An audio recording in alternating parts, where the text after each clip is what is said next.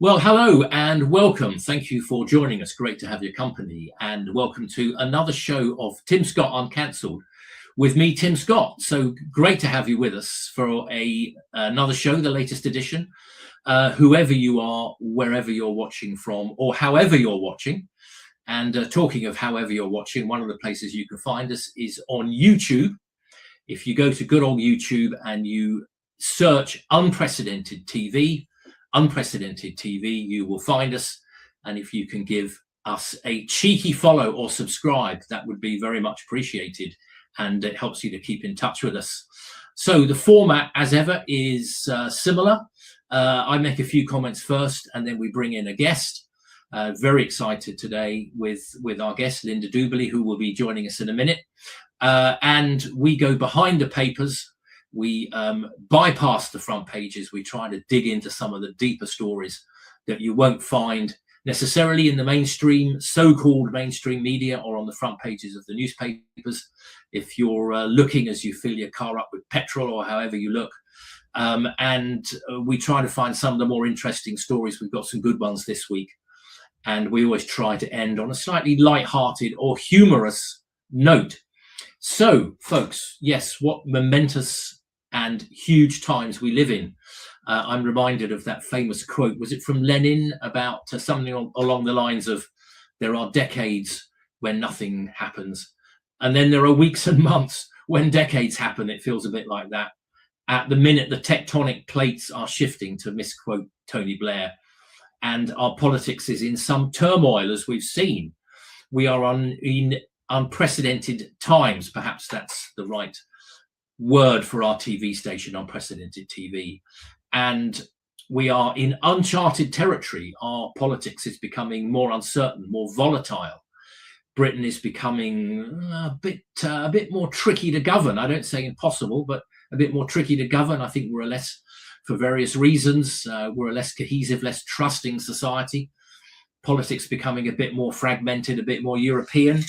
And the latest opinion polls are that I just saw this morning: Reform 28, Conservatives 20, Labour 19, Lib Dems 15, Greens 13. So yet again, we have Conservatives and Labour, our two so-called main parties, struggling to even get into the 20s.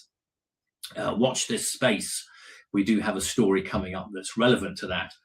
And also in the news as well, we have the events in Iran.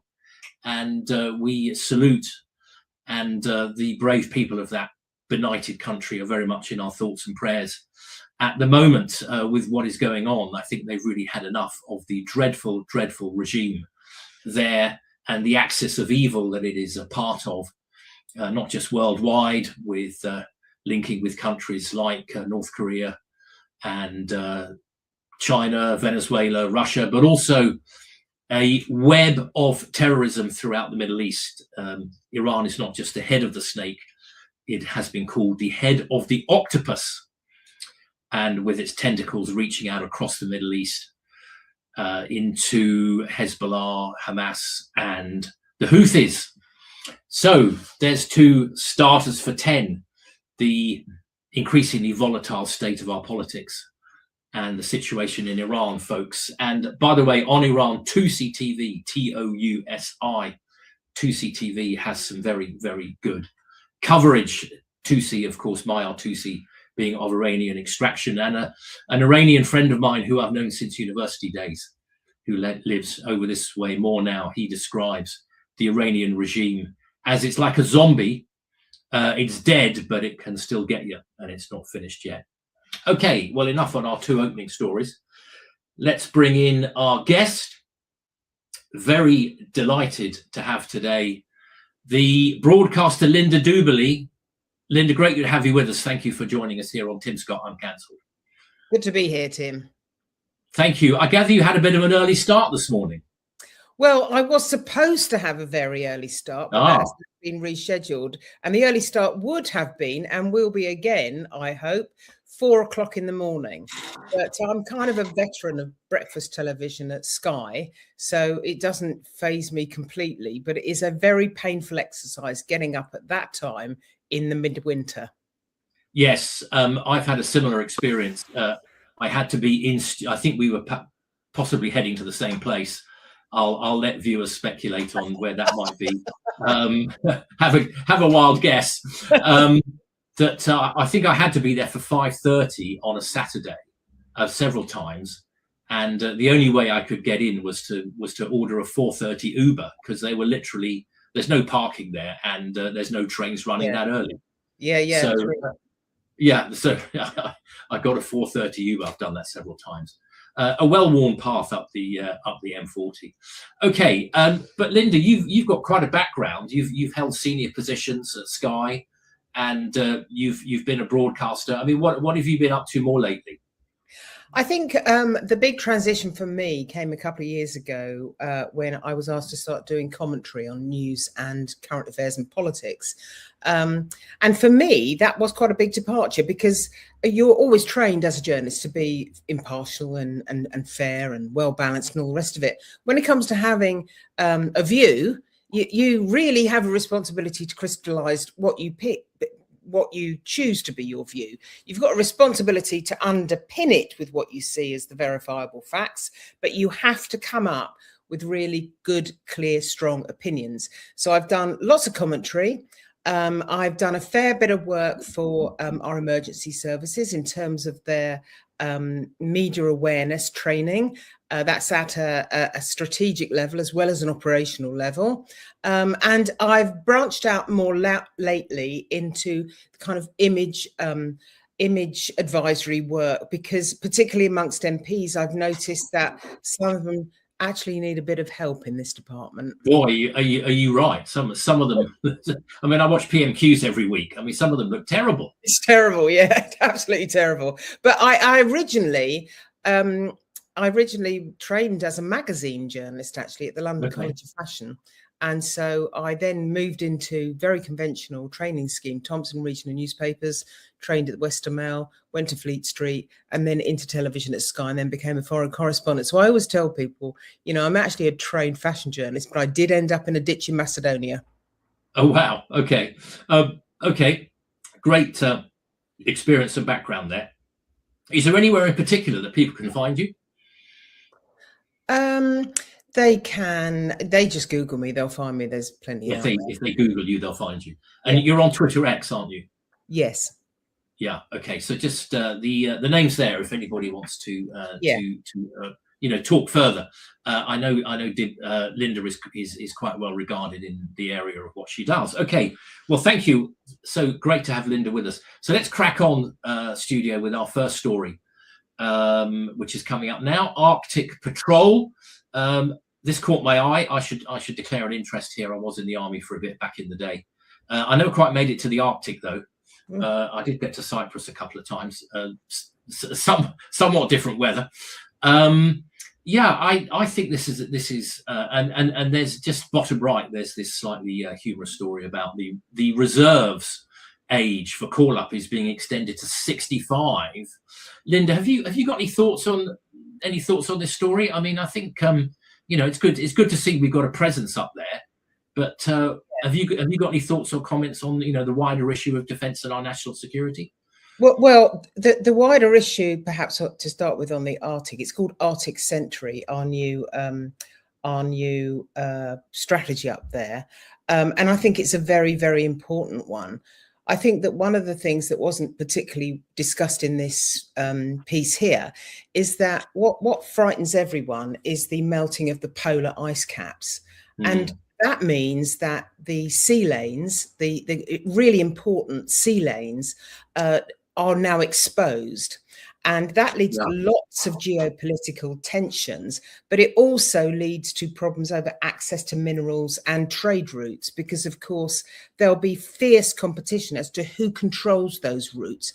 And the people we're really worried about are Russia and China. So make no joke, the High North, as it's called, that particular area of the Arctic is critically important to our security. And we really have to make a plan about how we defend that. So I believe that Yvette Cooper, who was there midweek, is doing the right thing by forming these alliances and by setting this kind of thing up, because we've seen the Russian shadow fleet in the North Sea cutting our cables. We know what the security issues are, and so we need Arctic Sentry. The other two are I think they're called Baltic Sentry, and there's another name for one. I can't remember the third one, but those two are older and they've been effective. And I think Baltic Sentry will be effective as well.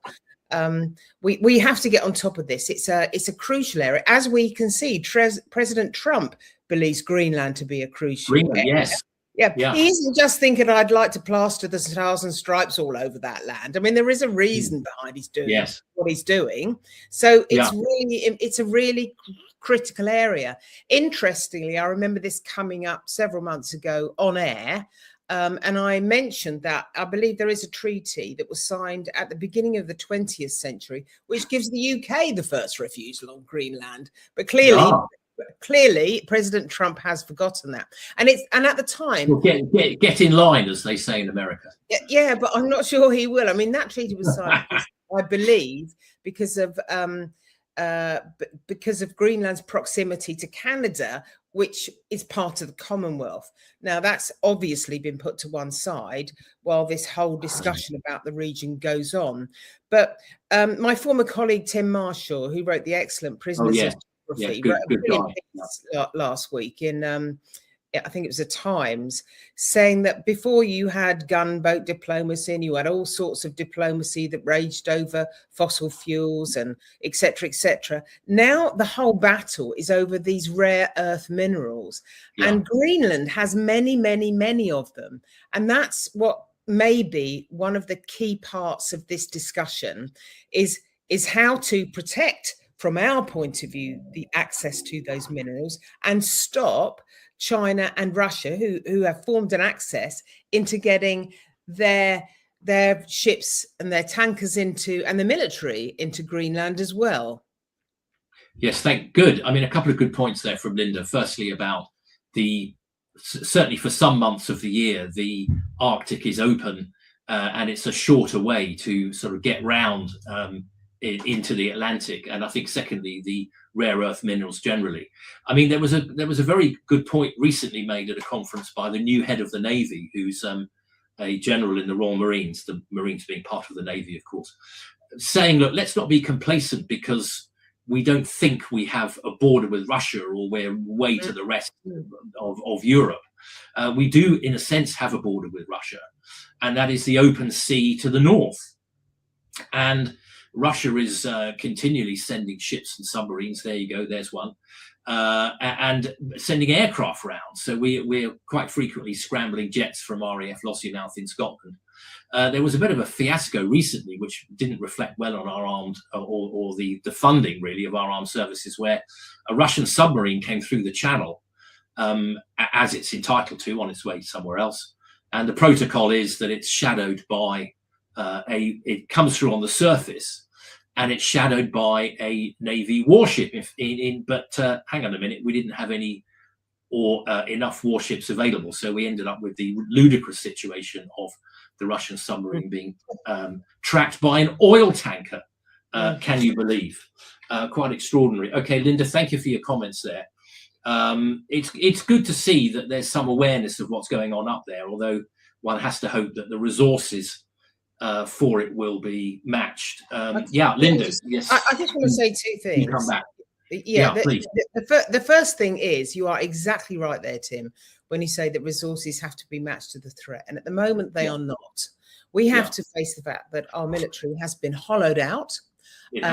There's not enough money to buy the right weapons. There's not enough money for the accommodations for our soldiers. There's not enough money for supplies. There's not enough money for the infrastructure that's necessary to make an army work properly. And we are sleepwalking into a very dangerous situation. We simply have to accept that even to raise defence spending to 3% of GDP is not enough. We do have to go higher, because the defence of the realm is the most important thing that we put money into. I appreciate that there are other areas of grave concern in the economy right now. It's obviously a very, very difficult time, but we have to spend money militarily in order to back things up. But also, I do think that we have not paid enough attention to Greenland simply because we think it's over there somewhere. And actually, we've got to get used to the idea that in the modern world, everything is connected to everything else. I often use the expression, when a butterfly beats its wings on one side of the world, sooner or later you feel the vibrations on your side of the world. It is a big mistake to think that what goes on in Greenland and what goes on way beyond our borders will not impact us in a very direct sense in the near future. Fair points. And I think we've got to look at the funding, even things as we must move on, but even final comment, even things as basic as the accommodation that the troops have to live in. Is really important. Okay, thank you, Linda. Some good points there. Okay, let's move on to our next story. I normally put the comedy item last, although I suppose when you look at stories like this, I'm never quite sure whether to laugh or cry. This is that previous story was from the Mirror. This is from the Times. Pronoun advice makes council a laughingstock. A Labour-run council has told its employees to announce their pronouns at the start of meetings and encourage the use of gender-neutral versions such as Z, Z, Zem. Sounds like a child's alphabet, doesn't it? A leaked memo reveals staff at Wandsworth Borough Council. I mean, this used to be Tory-run for decades, didn't it? And I think they eventually won it back. Were advised to take the step, as well as adding pronouns to their email signatures and social media profiles. Linda, what pronouns are you in the habit of using? Just the usual. The usual, yeah. I just think this story is, you're right, you don't know whether to laugh or cry. I did have a quick look up at Z, la, la, la, before I came on air with you. And they're called neo-pronouns, apparently. I've never even heard of that expression. But it's interesting that you are running this story alongside the previous one on the Arctic situation. Why are we wasting our time with this kind of behaviour when we are in the most critical and the most dangerous period since the Second World War? I cannot believe it. I mean, do you think that the few, the airmen that went off to fight the Battle of Britain, the men we dispatched overseas, were squabbling about what pronouns they wanted? No, because they were busy trying to stay alive and protect our freedoms. And we've got to wake up to the fact that apart from the military situation, we've got a terrible economic situation to confront. We've got really severe problems with a declining birth rate, with an aging population, with a climate, which is affecting the Arctic we've just spoken about. And we're kind of sleepwalking through all of those big stories. Meanwhile, we're becoming obsessed with this kind of minutiae. Yes, and which toilets you can use. It's ridiculous. I mean, we're having toilet wars. Yeah, I just can't believe it. I mean, I try and do my best for my kids who are all adults, and I've got 2 Gen Zs and 1 millennial. So I pay very close attention to what they think and what they say. And I'm very respectful that they don't use anything other than normal pronouns. But many of their friends do use. I haven't heard one use a neo pronoun, but I will pay respect to that generation, even though I don't use that kind of stuff myself. But to hear a council, a local authority behaving this way when they have way bigger problems to be dealing with is astonishing. Yeah, what are we spending public money on? Exactly. It does worry you, and it fits in with our previous story. It's all about finding the right money for the right priorities. Yeah, this is Wandsworth Council, of course, Tory run for many years. I think they won it in the 80s and ran it for decades and decades. It had a good reputation as a well-run Tory council provided with low council tax. There was always that famous picture of the road where the houses on one side were Wandsworth and the other side, was it Labour-run Lambeth, I think? And, one side was paying double the council tax of the other or something like that. And they weren't getting much greater public services, if at all. And of course, Labour won it back recently, thanks to the collapse in the Conservative votes. Yes. So this kind of story does make you wonder where we're going and what we can look forward to in the future. Thanks, Linda. Our next story, if we could have that up, studio, is this is from The Guardian. Now, it's about Eva Vladingerbroek from Holland. Now, just forget for a minute whether you've heard of her or not. It's more about the principle here, which I find a bit of a worrying one. Whether you've heard of her or not, whether you agree with her politics or not. I mean, trust The Guardian to call her a far-right influencer. I think they seem to think half of us now are far right. It's entered into the lexicon almost as a bit of a joke now. So this is, yes, far right influencer loses right to visa-free travel to the UK. A Dutch anti-immigration influencer who has promoted conspiracy theories such as the Great Replacement appears to have had her authorization for visa-free travel to the UK revoked. Eva Vladingerbroek posted an image online of what appeared to be a notification from the British government that her UK electronic travel authorization, ETA, had been cancelled. Quote, "Your presence in the UK is not considered to be for the public good." Now, I don't hold any particular brief for Eva Vladingerbroek, and her politics is not one I would entirely subscribe to. But I think there's some worrying precedents here, Linda, about that are sort of linked to the nature of our government and free speech and all that sort of good stuff.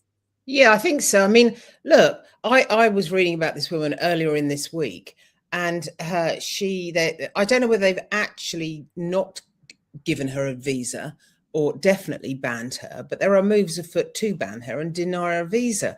And even though I don't agree with her at all, I think it's ridiculous not to allow her to travel to this country, not to give her a visa. It's ridiculous. When at the same time, you've got Alaa Abri El Fattah, the Egyptian, who's not just allowed into this country. This is someone who says he hates Israelis, wants to kill Israelis, wants to kill the police, hates all sorts of things about this country. Not only have we let him in, he has now been given citizenship.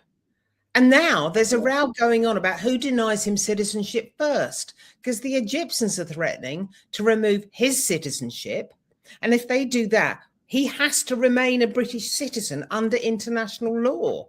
So we've got that whole row going along in parallel to this woman who, although I know she appeared at the Tommy Robinson rally last year, which, I'm not a particular fan of his either.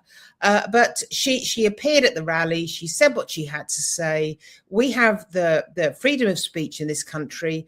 There were no demonstrations of any note after that. She did not incite any violence. So there's no legal reason to actually take any penalty measures against her. And there's certainly no reason to deny her a visa. Yes. I mean, does it feel to you, Linda, like some of our basic liberties, trial by jury, free speech, all this kind of thing, does it feel to you like there's a bit of a squeeze on them? I think there is a bit of a squeeze. I haven't lost hope yet. I think abolishing trial by jury, no matter what the pressure is on our court system, is a really bad idea. You don't abandon a fundamental right which has existed since days of Magna Carta because the system can't cope with the number of cases coming before it. You solve the system, not remove a fundamental right, in my view. And I think that we are sometimes jeopardizing our freedom of speech. We see there David Lammy, don't we? He's the one behind trying to abolish the jury trials for less serious crimes. But also, I think that we have to protect our freedom of speech. Now, generally speaking, and I did my training, very conventional training as a journalist, in which I did law, public administration, all sorts of things. But in law, you generally speaking, you can say what you want as long as you don't incite violence, incite racial hatred, or defame someone. And as journalists, we all had to learn the laws of defamation, of slander, and of libel, the written and spoken form of defamation. Now, that's quite strong protection. So there's no real reason why some of the tweets I've seen should be pulled down, or people should be getting visits from the police, because they haven't broken any real laws. And we've got to be very, very careful about that type of behaviour from our police force, because basically they shouldn't be involved in that kind of thing. And they're under enough pressure having to deal with shoplifting and street crime and crimes that actually do affect us all. Yes, no, I completely agree. Apparently, she said something a bit uncomplimentary on Twitter X about 3 days ago about Keir Starmer. And, you know, she may well even have insulted him. But so have I, Tim. Well, I think half the country would be banned under that rule, Linda. But I think this does seem to be a government that, you know, whenever they do seem rather fond of sort of banning things and banning people, and you know, rather than sort of try and convince people, I think they seem to reach for the ban button. Yeah, and not just the banning button, but stopping elections. Yes, stopping elections, cancelling elections. I posted this morning. Cancelling elections is like cancelling democracy. You can't do it. End of. I don't care how many local authorities, maybe they're just too busy debating pronouns, but I don't know how many local authorities are saying that, oh no, we're under too much pressure. We can't afford this. We can't afford that. We can't afford to run elections this year. Yada, yada, yada. Manage your finances better. Collect the bins. Stop debating pronouns and start with the elections, because denying elections is categorically wrong. Yeah. So 4 million people are going to lose their vote. Some for the second year running. But there's still elections in Scotland, Wales, and London. They haven't managed to cancel. At least they haven't managed to cancel those. But yeah, 4 million people are not going to get the vote. Well, okay, good. Thank you, Linda. And let's move on then to the story of the week. And I think this is going to be a story that will run and run, which is Robert Jenrick's defection. A bit of a drama here, whether it's a psychodrama or not, we'll find out in a minute. And so firstly, we have the perhaps more Tory-leaning Daily Mail. The British public are tired of political psychodrama, and so am I, says Kemi Badenoch. And then if we can get the next article up, this is from the slightly perhaps more reform-leaning Express. We like to cover all the views. We've had the Mirror and the Guardian so far, so we're not just looking one way politically. With the two main parties failing Britain, Nigel was all too often a lone voice of common sense, quote unquote. Linda, were you gripped by this story the other day? Oh yeah, I was. Yesterday, as soon as it happened, I got the TV on, got the laptop open, I'm looking on my phone, calling contacts. I think it's an extraordinary moment. And what I remember hearing was that Kevin Hollingworth said it wasn't just the resignation. Kemi Badenoch had to move very swiftly because it was his behaviour to the party that they found acceptable. And I wondered what that meant. And so I phoned a couple of people, and what it meant was, it wasn't just the fact that he was going to resign, it was that he was going around recruiting people who would resign with him. And that is a very, very, you know, if you say you join a party when you're 16, you're very loyal to it, you believe in it, but then you come to a situation where you cannot reconcile what's going on around you with what you believe should be happening in this country, that's fair enough. But you don't drag other people along with you, no matter how semi-willing they have to be, because that lacks integrity. And also, I think in that press conference, he was asked a couple of times whether he did it, and he said no. Yeah, there's been a lot of hoo-ha about this story. And I must admit, I've always warmed to Robert Jenrick. I was at I was sitting next to him at a dinner. I mean, I don't know him particularly well, but I was sat next to him at a dinner a few months ago.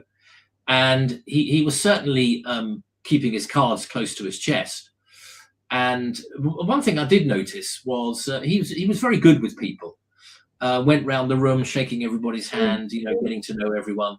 And then was at the end of the dinner, you know, stood up and spoke for a good 10 minutes from the heart. This is when he was still in the Conservatives, obviously.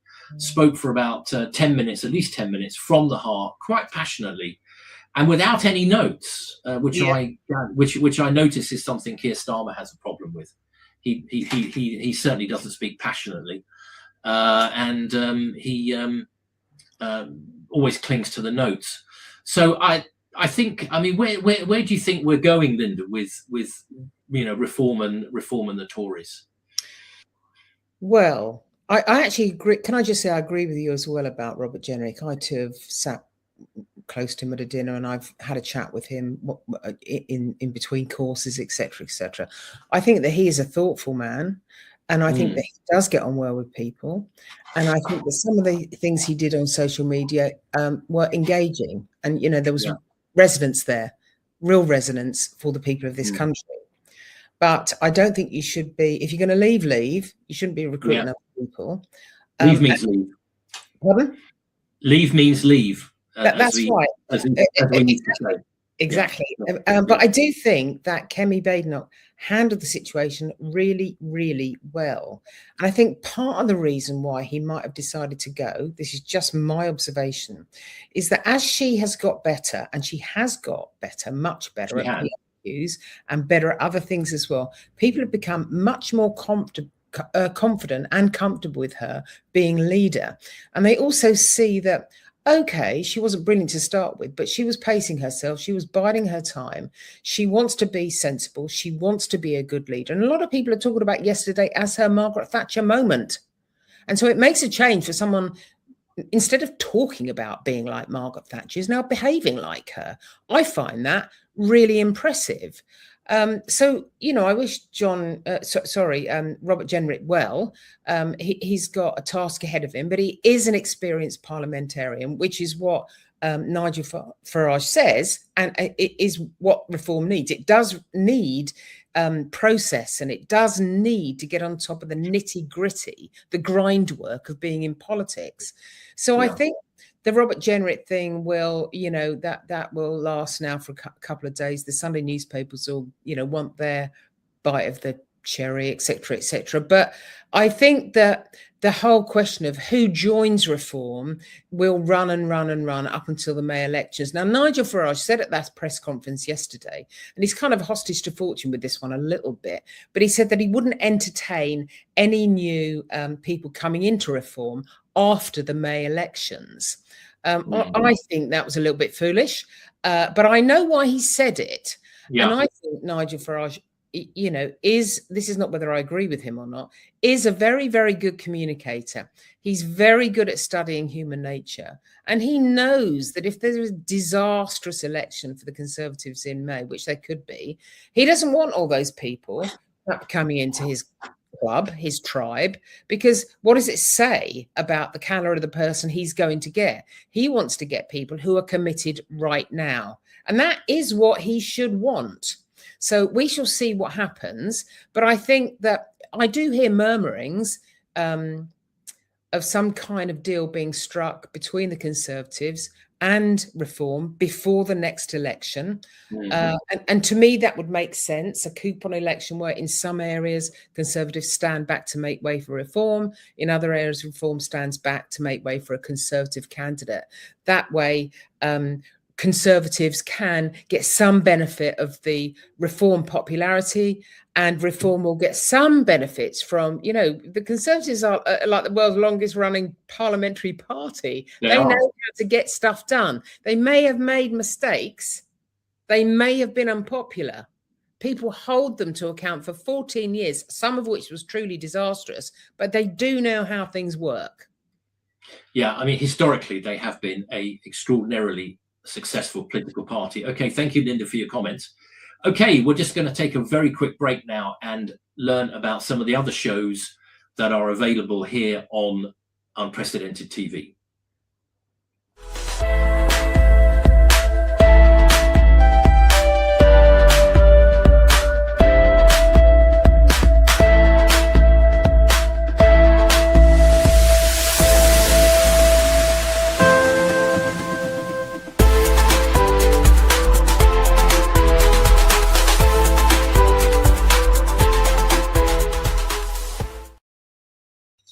Thank you, studio. Okay, so that's Claire Dyer with Dire Consequences. Okay, so we come to the final story, and we always try and keep a bit of a humorous one for the end. Yeah, this is from the Express. Are you posh enough for a Hermes? The label Googles the address of buyers to judge their status. Costing around £10,000 each, the Birkin bag really is for the select few. Manufacturer Hermes apparently takes extreme measures to ensure that it stays that way. This includes checking out potential buyers to make sure that they are prestigious enough, that they qualify, to making sure that they are suitably exclusive people to have one of their bags. A light-hearted story, Linda, but you've got a bit of previous here, haven't you, with Hermes? Is it Hermes? I would love to own an Hermes bag. And I'm very interested in style and fashion and everything else. Originally, I went to the London. I'm a graduate and alumni of the London College of Fashion. But I was doing magazine journalism. I swapped over into news. I became a hard news reporter and eventually ended up as a foreign correspondent. But I always pay attention to sort of style issues. And Hermes fascinates me on another level because I'm very interested in branding. And Hermes is a very, very famous label. It was saddle maker to the French court hundreds of years ago. It's got an enormous amount of provenance, and it protects its brand very, very carefully. Now, I don't know whether it Googles postcodes of people. I think that's a little bit unreliable, and Hermes are very good at being professional with their brand. But I do know that they won't sell a bag to someone who hasn't got a previous buying history with them. So in order to even get on the waiting list, because you can't just go in and buy one, you'd have to be very lucky to have the exact bag you want lying around on the shelf, especially when they're 15,000 a pop. And that red crocodile one is probably over 30,000-40,000 pounds. You can see it there. Wow. So they will check you out, and you will have to have bought, silk scarves and beach towels and, the old blanket before you even get a chance to go on the waiting list. Why someone leaves it in a gym? It's beyond me. I mean, that is a very insecure thing to do. Yes. Don't leave it in the locker at your local gym. Now, that's an interesting bit of intelligence there, Linda. Thank you. Yes, with my investment. One thing: these bags are very, very famous. So the sister of the Birkin bag is the Kelly bag, and that is the bag favoured by Princess Grace of Monaco. And that is the bag she carried to cover the fact that she was pregnant with her first child. And I believe it was on the cover of Paris Match. And the Hermes family contacted her and, said, would she like one in a different colour or whatever? The same way they contacted Jane Birkin they didn't have to contact her because the head of the Hermes family was on a plane with her, and he saw her struggling, carrying all her nappies and her bottles for her little baby, struggling with a plastic carrier bag, and she couldn't cope, she couldn't find anything in the bag, and he said, let us make one for you. And that is how the Birkin bag was made. Wow, useful bit of inside information there, Linda. Absolutely fascinating story, this. And so, as ever, we conclude with a slightly light-hearted one here on Tim Scott Uncancelled. Well, we're drawing to the end of the show, folks. A big thank you to broadcaster Linda Duberley. I hope some of her experience has come through there. So thank you for joining us. We'll be back again soon. And it's goodbye from us today. Our thanks to the studio, and thanks for joining us and watching us again on Tim Scott Uncancelled.